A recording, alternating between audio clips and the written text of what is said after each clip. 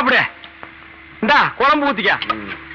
இந்த சிக்கனு போதும். தின்னுட்டு போய் இன்னொரு 4 பேரை கும்மாங்குத்து குத்து. என்ன சத்துள்ள ஆகாரம்னு சொன்னப்பா. 300 கிலோமீட்டர் தள்ளி வந்து இவ்வளவு பெரிய சிட்டிக்குள்ள இந்த ஹாஸ்பிட்டல்ல மத்தவங்களுக்கு பாலும் பழம் கொடுக்கறதும் இல்லாம உனக்கு சமைச்சு போட்டா நீ போய் ஊர்வம் எடுத்துட்டு வர்ற.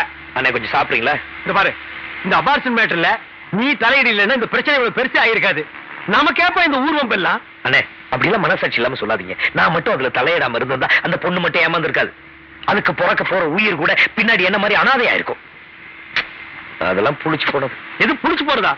காரிக்குழம்புல இந்தியாவில் எவருமே புளி ஊத்த மாட்டான். ஐயோ சாப்பிடுங்கண்ணே.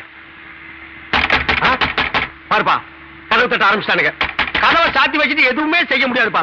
தப்ப தட்ட ஆரம்பிச்சானுங்க. புது பிரச்சனை ஆரம்பிச்சு. இந்த பாரு, நீ வேணானாலும் நாடு உன்னை வாவான்னு கூப்பிடுது. கதவு தட்டுறேன், கதவு தொடங்க. வேணாம்ப்பா. வந்துட்டா மாடி. அம்மாடியா பொம்பளையா? இதோ நான் வந்துட்டேன் மாடி.